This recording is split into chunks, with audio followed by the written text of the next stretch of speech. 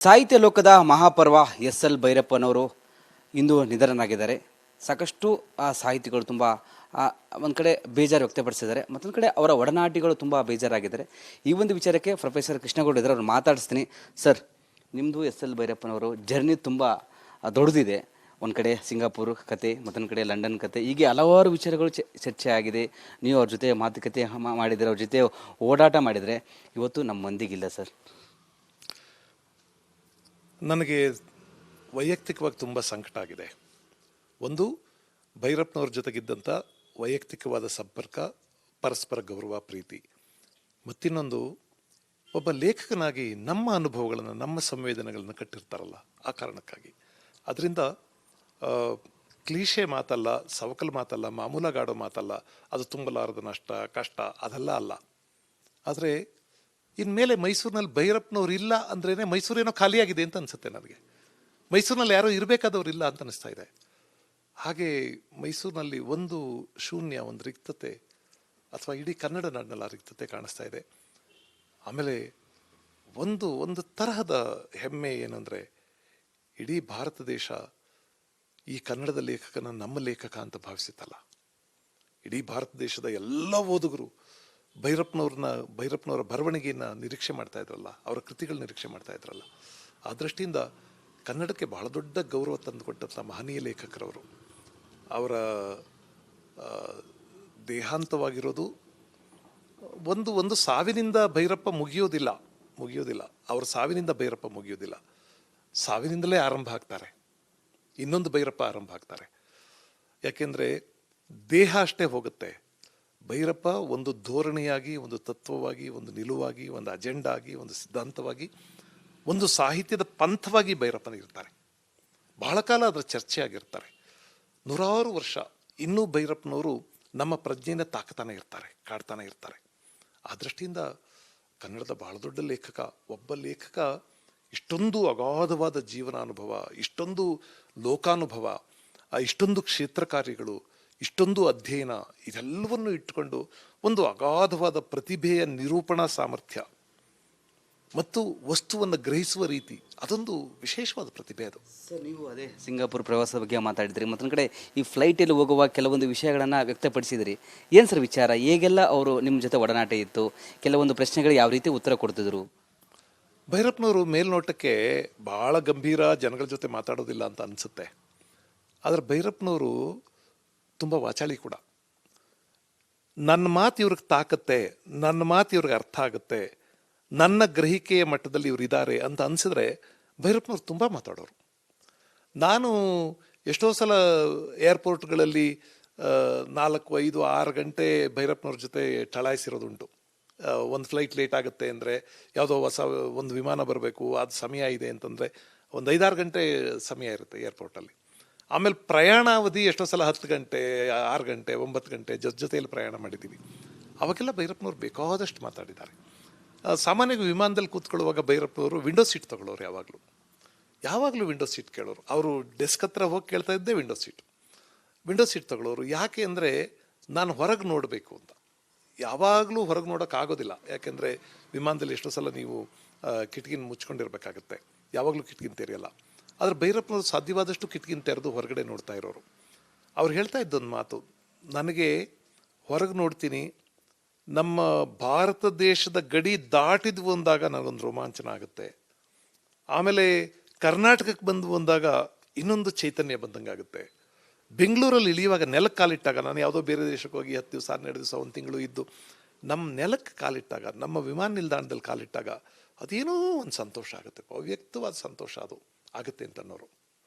ಭೈರಪ್ಪನವ್ರ ಮುಖದಲ್ಲಿ ಅದೇನೋ ಕಾಣಿಸ್ತಿರಲಿಲ್ಲ. ಆದರೆ ಭೈರಪ್ಪನವ್ರು ಎಲ್ಲವನ್ನೂ ಅನುಭವಿಸೋರು, ಎಲ್ಲವನ್ನೂ ನೋಡೋರು. ಒಂದು ಏರ್ಪೋರ್ಟಲ್ಲಿದ್ದರೆ ಅಲ್ಲಿ ಏನೇನು ಸಣ್ಣ ವಿಷಯಗಳು ಎಲ್ಲವನ್ನೂ ಗಮನಿಸೋರು. ಸುಮ್ಮನೆ ಕೂರ್ತಿರ್ಲಿಲ್ಲ, ವಾಕ್ ಮಾಡೋರು ಏರ್ಪೋರ್ಟಲ್ಲಿ. ಬೇರೆ ದೇಶಗಳಿಗೆ ಹೋದರೆ ಪ್ರತಿ ಮನೆಗಳನ್ನು ಕುತೂಹಲದಿಂದ ಹೋಗಿ ಅಭ್ಯಾಸ ಮಾಡೋರು, ಅಧ್ಯಯನ ಮಾಡೋರು. ನಾನು ಇದನ್ನೇ ಹೇಳಿದ್ದೀನಿ ಭಾಳ ಕಡೆ. ಸಿಂಗಪೂರ್ನಲ್ಲಿ ನಾನು ಒಂದು ಭಾಳ ದೊಡ್ಡ ಐಷಾರಾಮಿ ಹೋಟ್ಲಲ್ಲಿ ಉಳ್ಕೊಂಡೆ, ಆರ್ಚರ್ಡ್ ಸ್ಟ್ರೀಟಲ್ಲಿ. ಭೈರಪ್ಪನವ್ರಿಗೂ ಅಲ್ಲೇ ರೂಮ್ ಇತ್ತು.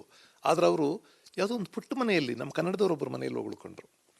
ನಾನು ಯಾಕೆ ಭೈರಪ್ಪನವ್ರು ಅವ್ರ ಮನೆಗೆ ಹೋಗಿ ಉಳ್ಕೋತಾರೆ ಅಂತ ಅಂದ್ಕೊಂಡೆ. ಅವ್ರಿಗೆ ಹೋಟೆಲ್ ಊಟ ಆಗೋದಿಲ್ವೇನೋ ಅಂತ ಅಂದ್ಕೊಂಡೆ ನಾನು. ಅದೇನೋ ಆದ ಕಾರಣ ಅಲ್ಲ. ಭೈರಪ್ಪನವ್ರು ಆಮೇಲೆ ಹೇಳಿದ್ರು, ನಾವು ವಾಪಸ್ ಬರೋ ವಿಮಾನದಲ್ಲಿ ಹೇಳಿದ್ರು, ನೀವು ದೊಡ್ಡ ದೊಡ್ಡ ಹೋಟೆಲ್ಗಳು ಉಳ್ಕೊಬಿಡ್ತೀರಿ, ಏನೂ ಸಿಗುಲ್ಲ ಅಲ್ಲಿ, ಮನೆಗಳಲ್ಲಿ ಉಳ್ಕೋಬೇಕು. ಮನೇಲಿ ಉಳ್ಕೊಂಡ್ರೆ ಆ ಮನೆಯವರ ಜೀವನ, ಅವ್ರ ಕಷ್ಟ ಸುಖ, ಅವ್ರ ಖುಷಿ ಸಂತೋಷ, ಅವ್ರು ಹೇಗೆ ಬದುಕ್ತಾ ಇದ್ದಾರೆ, ಅವರು ಭಾರತೀಯರಾಗಿದ್ದಾರಾ, ಈ ದೇಶದವರಾಗಿದ್ದಾರಾ, ಅವ್ರ ಇಕ್ಕಟ್ಟುಗಳೇನು ಬಿಕ್ಕಟ್ಟುಗಳೇನು ತೊಂದರೆ ತಾಪತ್ರಯಗಳೇನು ಎಲ್ಲವೂ ಗೊತ್ತಾಗ್ತವೆ. ಇವನ್ನೆಲ್ಲ ನೋಡ್ಬೇಕು ನಾವು. ಬೇರೆ ದೇಶಕ್ಕೆ ಬಂದಾಗ ಟೂರಿಸ್ಟ್ ಗೈಡ್ ಕರ್ಕೊಂಡು ಹೋಗ್ತಾನಲ್ಲ, ಬರೀ ಅದನ್ನು ನೋಡೋದಲ್ಲ, ಅವನು ತೋರಿಸ್ದೇ ಇರೋನು ನೋಡ್ಕೊಂಬರ್ಬೇಕು ಅನ್ನೋರು.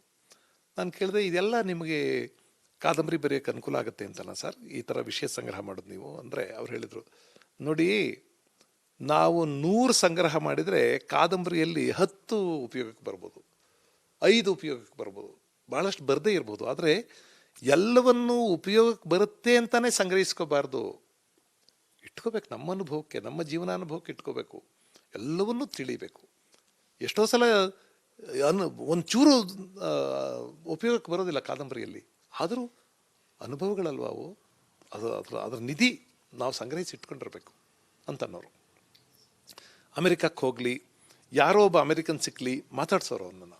ಯಾರೋ ಒಬ್ಬ ಅಮೆರಿಕನ್ ಲೇಡಿ ಸಿಕ್ಕಲಿ, ತನ್ನನ್ನು ಇಂಟ್ರೊಡ್ಯೂಸ್ ಮಾಡಿಕೊಂಡು, I am Bhyrappa from India, I am a novelist, I have written so many novels, if you are free can I talk to you, are you from this place ಅಂತ ಕೂತ್ಕೊಂಡು ಮಾತಾಡೋರು.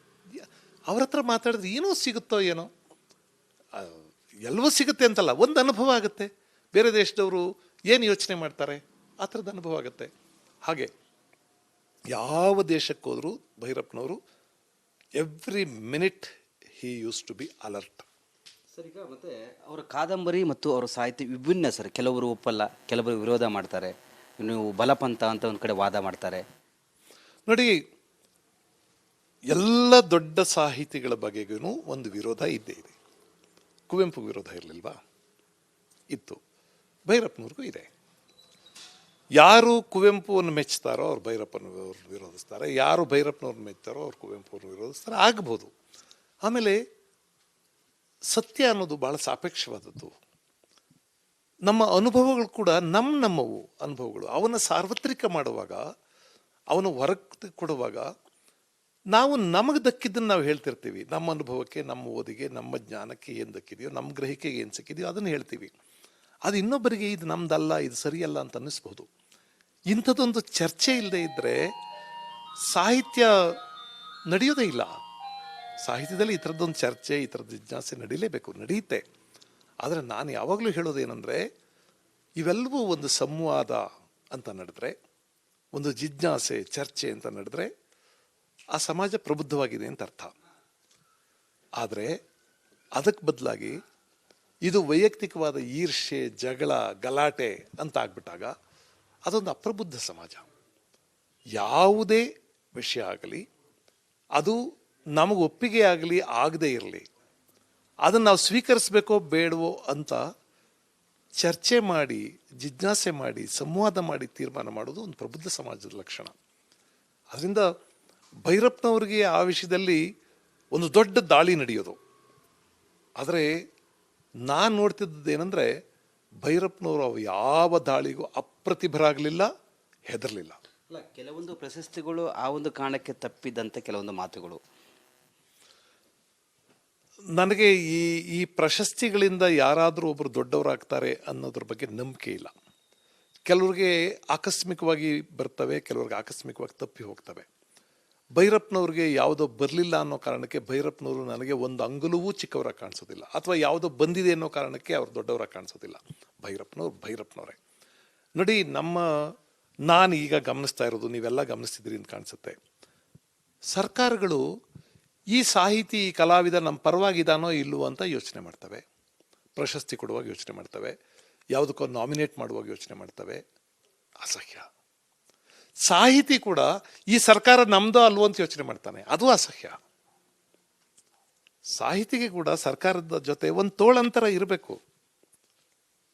ಸರ್ಕಾರ ಕೂಡ ಸಾಹಿತಿ ಅಷ್ಟೇ, ನಮ್ಮ ಪರ ವಿರೋಧ ಅನ್ನೋದು ಮುಖ್ಯ ಅಲ್ಲ ಅನ್ನೋಷ್ಟು ಪ್ರಬುದ್ಧವಾಗಿರಬೇಕು. ದುರದೃಷ್ಟವಶಾತ್ ಇತ್ತೀಚಿನ ದಿನಗಳಲ್ಲಿ ಆಗ್ತಾ ಇಲ್ಲ. ಸರ್, ಈಗ ನಿಮ್ಮ ರೀಸೆಂಟಾಗಿ ಏನಾದರೂ ಭೇಟಿ ಆಗಿದ್ದೀರಾ, ಮಾತುಕತೆ ನೀವು ಏನಾದರೂ ಅವ್ರ ಜೊತೆ ಮಾತುಕತೆ ಆಡಿದ್ದೀರಾ? ಮತ್ತೊಂದು ಕಡೆ ಅವ್ರು ಏನಾದರೂ ಮಿಸ್ ಮಾಡಿಕೊಂಡ 94 ವರ್ಷ ಈಗ ಅಂದರೆ ಅವರು ಅವಧಿಯನ್ನು ಮುಗಿಸಿದ್ದಾರೆ, ಕೆಲವೊಂದು ಎಲ್ಲ ಸಾಹಿತಿಗಳನ್ನು ಬರೆದಿದ್ದಾರೆ. ನೀವು ಅವ್ರ ಜೊತೆ ಮಾತುಕತೆಯನ್ನು ಆಡಿದ್ರೆ ಅವ್ರು ಏನಾದರೂ ವಿಚಾರವನ್ನು ನಿಮಗೇನು ಹೇಳಿದ್ರ ಸರ್ ಅಂತ? ಭೈರಪ್ಪನವ್ರದ್ದು ಹಂಗೆ ನೋಡಿದ್ರೆ ತುಂಬು ಜೀವನ, ದಿಟ್ಟವಾದ ಜೀವನ, ಧೈರ್ಯದ ಜೀವನ.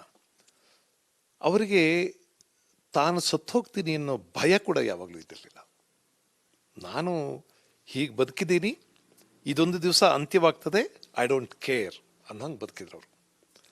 ಯಾವಾಗಲೂ ಅದನ್ನು ಹೇಳ್ತಿದ್ರು, ನಾನು ಸಾಯ್ತೀನಿ ಅನ್ನೋದು ಗೊತ್ತು, ಅದು ಯಾವಾಗ ಬೇಕಾದರೂ ಆಗ್ಬೋದು, ಅದರ ಬಗ್ಗೆ ತಲೆ ಕೆಡಿಸ್ಕೊಳ್ಳುವಷ್ಟು ಪುರ್ಸೊತ್ತಿಲ್ಲ ನನಗೆ ಅಂದರು ಒಂದ್ಸಲ. ಅದ್ರ ಬಗ್ಗೆ ತಲೆ ಕೆಡಿಸ್ಕೊಳ್ಳುವಷ್ಟು ಪುರ್ಸೊತ್ತಿಲ್ಲ, ನನಗೆ ಬೇಕಾದಷ್ಟು ಕೆಲಸ ಇವೆ, ಬೇಕಾದಷ್ಟು ಯೋಚನೆ ಮಾಡಬೇಕಾದ್ರೆ ಸಾವು ಯಾವಾಗಲೂ ಬಂದಾಗ ಬರುತ್ತೆ ಅಂತ. ಅದರಿಂದನೇ ನೋಡಿ, ಈಗೊಂದು 10 ವರ್ಷಗಳ ಕೆಳಗೆ ಭೈರಪ್ಪನವರು ಅಮೆಜಾನ್ ಟೂರ್ ಮಾಡ್ಕೊಂಡು ಬಂದರು. ಅಮೆಜಾನ್ ಟೂರ್ ಮಾಡೋದು ಅಷ್ಟು ಸುಲಭ ಅಲ್ಲ. ಅಮೆಜಾನ್ ನದಿ ಈ ಪ್ರಪಂಚದ ಅತ್ಯಂತ ಭಯಂಕರವಾದ ನದಿ. ಅಮೆಜಾನ್ ಕಾಡು ಭಯಂಕರವಾದ ಕಾಡು. ಬಹುಶಃ ಅಲ್ಲಿಗೆ ಹೋದಾಗ ಭೈರಪ್ಪನವರು 80 ದಾಟಿದ್ರು ಅಂತ ಕಾಣಿಸುತ್ತೆ. ಅಮೆಜಾನ್ ಟೂರ್ಗೆ ಹೋದಾಗ 80 ದಾಟಿದ್ರು, 82 3 ಅಷ್ಟಿತ್ತು ಅವರಿಗೆ. ಅದಕ್ಕೆ ಸ್ವಲ್ಪ ಒಂದು 4-5 ವರ್ಷ ಹಿಂದೆ ಅಂಟಾರ್ಟಿಕಾಗೆ ಹೋಗಿದ್ರು. ಅಂಟಾರ್ಟಿಕಾದಲ್ಲಿ ಎಷ್ಟು ಶೀತ ಇರುತ್ತೆ ಅಂದರೆ, ನೀವು ಬಹಳ ಹೊತ್ತು ಅಲ್ಲಿ ಹಡಗಿನಿಂದ ಹೋಗಿ ಬಹಳ ಹೊತ್ತು ಹೊರಗಿರೋಕ್ಕಾಗೋದೇ ಇಲ್ಲ, ಅಷ್ಟು ಶೀತ ಇರುತ್ತೆ. ಅಂಟಾರ್ಟಿಕಾಕ್ಕೂ ಹೋಗಿ ಬಂದರು. ಅದರಿಂದ ಅವರಿಗೆ ಆ ಥರದ್ದೊಂದು ಸಾಹಸಿಯಾಗಿರುವಂಥ ಝೀಲ್ ಇತ್ತು ಅವ್ರಿಗೆ. ಅದೆಲ್ಲ ಹೇಳೋರು, ನಾನು I don't care for death, ಅವಕ್ಕೆಲ್ಲ ಯೋಚನೆ ಮಾಡೋದಿಲ್ಲ. ಎಲ್ಲಿಯ ತನಕ ನಾನು ಜೀವಂತವಾಗಿರ್ತೀನೋ ಅಲ್ಲಿ ತನಕ ನಾನು ಏನು ನೋಡಬೇಕೋ, ಏನು ಮಾಡಬೇಕೋ, ನೋಡಲೇಬೇಕು, ಮಾಡಲೇಬೇಕು. ಕಾದಂಬರಿಗಳು ಸಹ ತುಂಬ ಗಟ್ಟಿಯಾಗಿದ್ದವು, ಓದುಗರಿಗೆ ತುಂಬ ಆಕರ್ಷಣೀಯವಾಗಿತ್ತು. ಒಂದು ಕಡೆ ಸಾಹಿತಿಗಳು ಈಗ ಓದುಗರಿಗೆ ತುಂಬ ಮಿಸ್ ಮಾಡ್ಕೊಳ್ತಿದ್ದಾರೆ. ನೋಡಿ, ಎಲ್ಲ ಲೇಖಕರು ಒಂದಿನ ಸಾಯಲೇಬೇಕಲ್ವಾ? ಆದರೆ ಇಲ್ಲಿಯವರೆಗೆ ಭೈರಪ್ಪನವ್ರು ಏನು ಕೊಟ್ಟಿದ್ದಾರೋ ಇವೆಲ್ಲವೂ ಇನ್ನೂ ಕೆಲವಾರು ಶತಮಾನಗಳ ಕಾಲ ಚರ್ಚೆಗೊಳಗಾಗುವಂಥವು. ಆಮೇಲೆ ಹಂಗೆ ನೋಡಿದ್ರೆ ಒಂದು ಜೀವಮಾನದ ಅವಧಿಯಲ್ಲಿ ಭೈರಪ್ಪನವರು ತಾನು ಬರೆಯಬಹುದಾದದಕ್ಕಿಂತ ಹೆಚ್ಚೇ ಬರೆದಿದ್ದಾರೆ. ಆಮೇಲೆ ಎಷ್ಟು ಬಗೆಯ ವಸ್ತುಗಳನ್ನು ನಿಭಾಯಿಸಿದ್ದಾರೆ ಅವರು. ಒಂದೇ ಥರದ ವಸ್ತು ಅಲ್ಲ, ಬರೀ ಸಾಮಾಜಿಕ ಕಾದಂಬರಿಗಳಲ್ಲ, ಬರೀ ಐತಿಹಾಸಿಕ ಕಾದಂಬರಿ ಅಲ್ಲ, ಅಥವಾ ಬರೀ ಇದು ರೋಚಕವಾದ ಶೃಂಗಾರದ ಕಾದಂಬರಿಗಳಲ್ಲ, ಬರೀ ಕಥೆ ಹೇಳೋ ಕಾದಂಬರಿಗಳಲ್ಲ. ಆ ಕಥೆ ಒಳಗೆ ಒಂದು ತತ್ವವನ್ನು, ಒಂದು ಜಿಜ್ಞಾಸೆಯನ್ನು, ಒಂದು ಜೀವನ ಧೋರಣೆಯನ್ನು, ಒಂದು ಜೀವನ ವಿಧಾನವನ್ನು ಚರ್ಚೆಗೆ ಹಾಕುವಂಥ ಕಾದಂಬರಿಗಳು. ಅಂಥ ಅದ್ಭುತವಾದ ಕಾದಂಬರಿಗಳು ಬರೆದಿದ್ದಾರೆ ಭೈರಪ್ಪನವರು. ಅದರಿಂದ ಒಂದು ಜೀವಮಾನದ ಅವಧಿ ಅಂತ ಇರುತ್ತೆ, ಅದರಲ್ಲಿ ಎಷ್ಟು ಬರೀಬಹುದೋ ಅದನ್ನು ಶಕ್ತಿ ಮೀರಿ ಭೈರಪ್ಪನವರು ಬರೆದಿದ್ದಾರೆ. ಆಮೇಲೆ ಕಾದಂಬರಿಯನ್ನು ಬರೆಯುವುದಕ್ಕೆ ಬೇಕಾದಂಥ ಪೂರ್ವ ಸಿದ್ಧತೆಗೆ ಸಂಬಂಧಪಟ್ಟಂಥ ಪುಸ್ತಕಗಳು ಕೂಡ ಪ್ರಕಟವಾಗಿವೆ. ಈಗ ಪರ್ವ ಬರೆದದ್ದು ಅಂತ ಒಂದು ಪುಸ್ತಕ ಬರೆದಿದ್ದಾರೆ, ನಾನೇಕೆ ಬರೆಯುತ್ತೇನೆ ಅಂತ ಒಂದು ಪುಸ್ತಕ ಬರೆದಿದ್ದಾರೆ. ಬಹಳ ಒಳ್ಳೆಯ ಕೃತಿಗಳು. ಆಮೇಲೆ ಹೇಳ್ತೀನಿ, ಸಾಹಿತ್ಯ ಮತ್ತು ಪ್ರತೀಕ ಅಂತ ಅದೊಂದು ಪುಸ್ತಕ ಬರೆದಿದ್ದಾರೆ. ಇವೆಲ್ಲ ನಮಗೆ ಸಾಹಿತ್ಯವನ್ನು ಓದುವುದಕ್ಕೆ ಬೇಕಾದ ಪೂರ್ವ ಸಿದ್ಧತೆಯನ್ನು ಕೊಡುವಂಥ ಪುಸ್ತಕಗಳು. ಅಂಥದ್ದನ್ನೆಲ್ಲ ಭೈರಪ್ಪನವ್ರು ಬರೆದಿದ್ದಾರೆ. ಅದರಿಂದ ಕನ್ನಡ ಸಾಹಿತ್ಯವನ್ನು ರಾಷ್ಟ್ರ ದರ್ಜೆಗೆ ಏರಿಸಿದಂಥ, ಕನ್ನಡ ಭಾಷೆಯ ಗೌರವವನ್ನು ಹೆಚ್ಚು ಮಾಡಿದಂಥ, ಕನ್ನಡಕ್ಕೆ ಬಹಳ ದೊಡ್ಡ ಓದುಗ ಲೋಕವನ್ನು ಸಂಪಾದಿಸಿದಂಥ ಮತ್ತು ಇಡೀ ಭಾರತ ದೇಶದಲ್ಲಿ ಓದುಗರ ಬಳಗವನ್ನು ನಿರ್ಮಿಸಿಕೊಂಡಂಥ, ನಾವೆಲ್ಲರೂ ಅಭಿಮಾನ ಪಡುವಂಥ, ಗೌರವಿಸುವಂಥ ಒಬ್ಬ ಮಹಾನ್ ಲೇಖಕ ಭೈರಪ್ಪನವರು.